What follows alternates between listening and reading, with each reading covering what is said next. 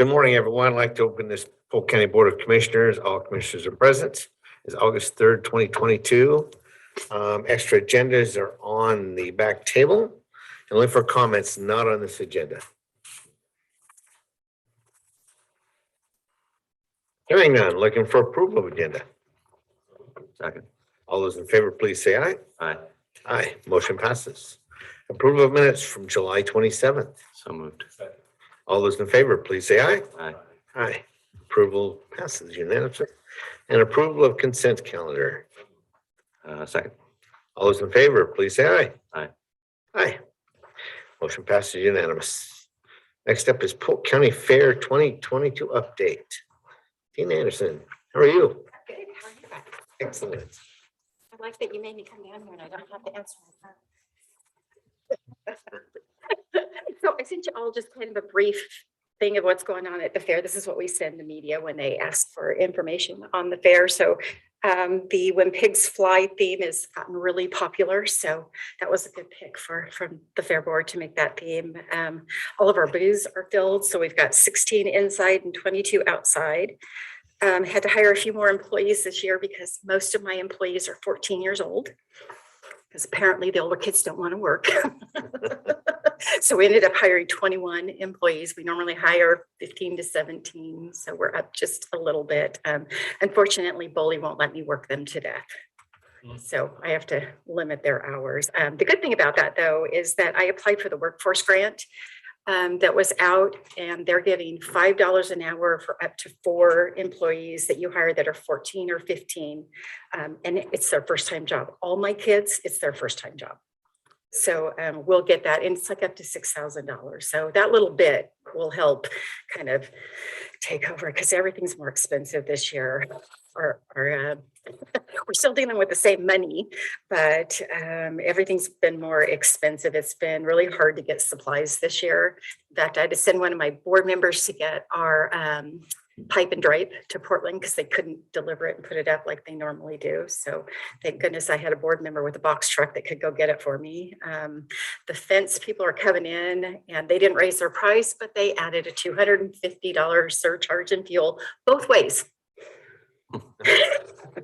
So I didn't raise the prices. right. But everything else, the price just kind of went up. We're pretty much set up and ready. The barns are being set up tomorrow. And then the parents move in. Those that are camping will move in on Sunday. And we have, I don't know, probably 12 camping spaces open, which we don't normally have. We raised the price on camping.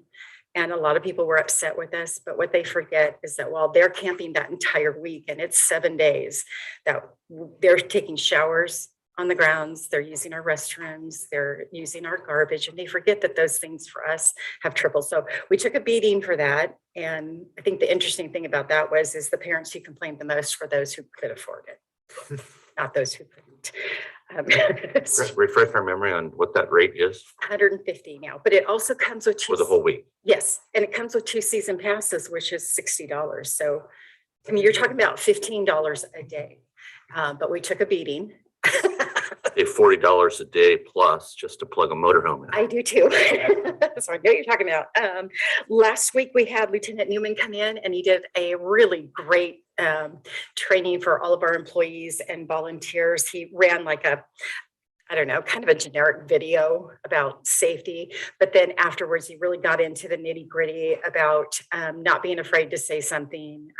It's kind of difficult in Polk County, I think, for all of us, because Polk County is the county. If somebody shows up to the fair and starts problems, especially if they're carrying a gun, if we ever have an active shooter, my fear is that everybody else in the county shooting is going to be a bigger problem than the shooter. Everybody packs in Polk County. So it's, but he did a really, really good job of talking to everybody. And I had a couple of superintendents that were just concerned about seeing people walk around with guns, but we're an open carry state. The fair has chose not to restrict that. We just haven't had to do it yet, and hopefully we won't. You never know what can happen. but we haven't done it. So, but he did a really good job of training in. He stayed for a little over an hour just answering questions. We had about 60 people there and he did a really good job of answering questions. So we appreciated that. Maiden Marketing, we hired Maiden Marketing to do our marketing this year and they did an amazing job. We got an amazing price to put out a little magazine that went in a lot of mailboxes, and then they brought 2,500 of them out to the fair. So I didn't have to print a schedule or a map. So, and our cost to that was like $1,400, but 1,000 of that I would have paid out anyway to print. So we actually only paid about 400 for that. And we're very blessed because who paid for that was our community. Those businesses advertised in that and it was not cheap. And they, so we appreciate the fact that our community stepped up and our businesses stepped up and advertised in that. The grass looks amazing out there. If you haven't been out there to see it yet, you need to go out and see it because it is beautiful. So, and everything else is up and ready to go. I don't know what else to tell you. All the roofers are all done and looking Not good. quite, they're almost done. I think they're working on their last building today. So we did get the grant, the first round of grants. And of course, the training of how we have to submit all of that is on the first day of fair. Because why wouldn't you do county fair training in August?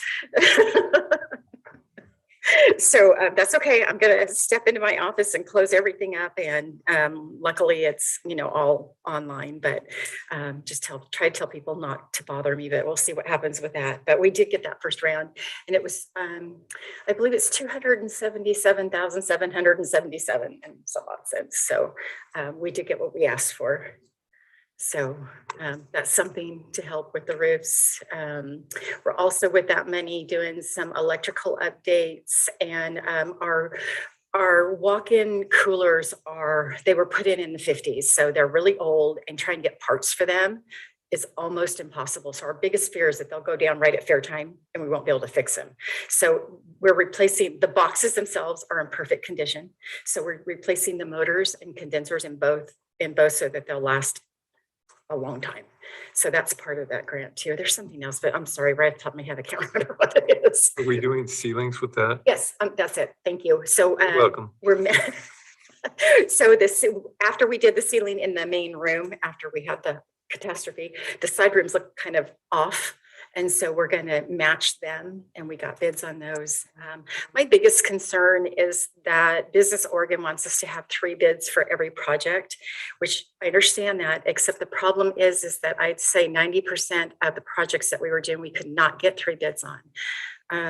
Roofers, there wasn't anybody who would even come and look at our roofs. And I tried to use that money for paving. I couldn't get a paving company. They said we were too small and they don't have time.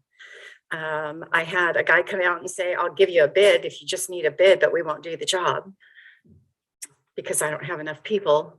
So I'm a little bit concerned about how, and I'm sure we're not the only ones having that problem, but I don't know exactly how Business Oregon is going to deal with that and how we're going to get through that, but we'll work on it and see what happens. We have kept notes.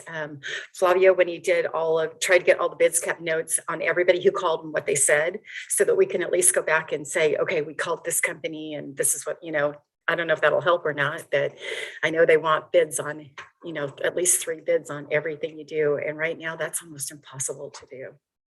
Same thing with the electric. We couldn't get an electric company to come out other than our own, which is DC Electric.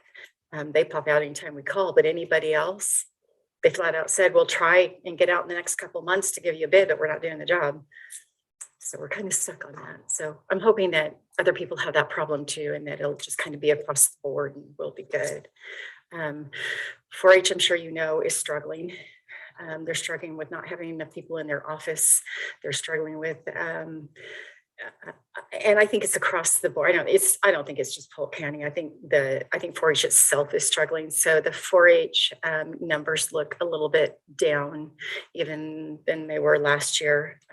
FFA numbers are popping up. So with the kids that are getting into high school are going into FFA to continue doing what they're doing. But 4-H is really struggling right now to survive. It's a tough time to survive. So and we're concerned about that. So, and those of you that offered to be judges, thank you.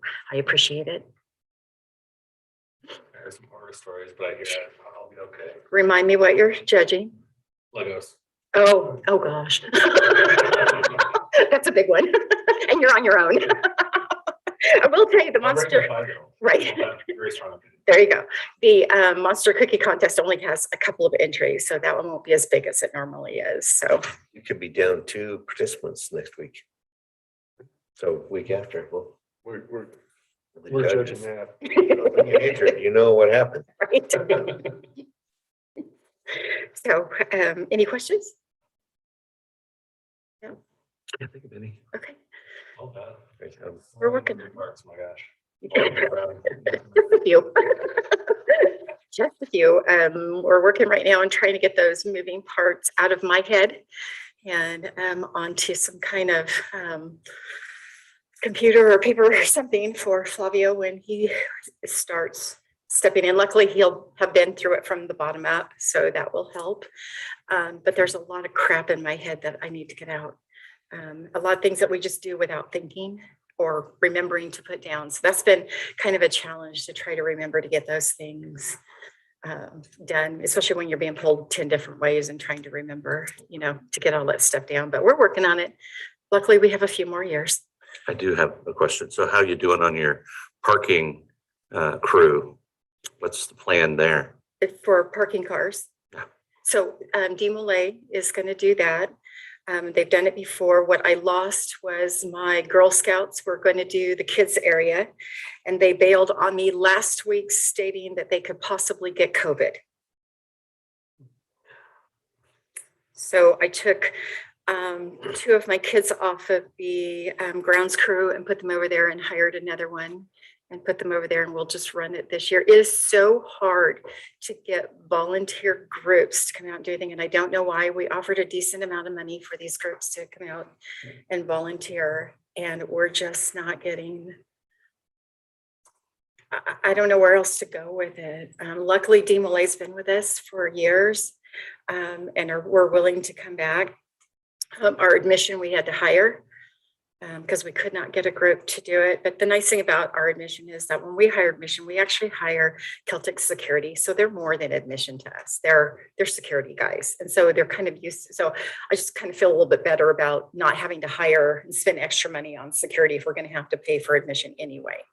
So, but yeah, it's tough to get groups right now to volunteer. I will say though that record books for 4-H were not required this year, and that's usually where we get the kids that come out to our beautification day. We get those kids because they want to put it in their record book. And so I was really worried about when we did beautification day on July 16th, we had 50 kids. And I think that's really impressive. It really shows that these kids care, and it's not just about their record books, it's about getting their fair ready. And that's I expected 10, 15.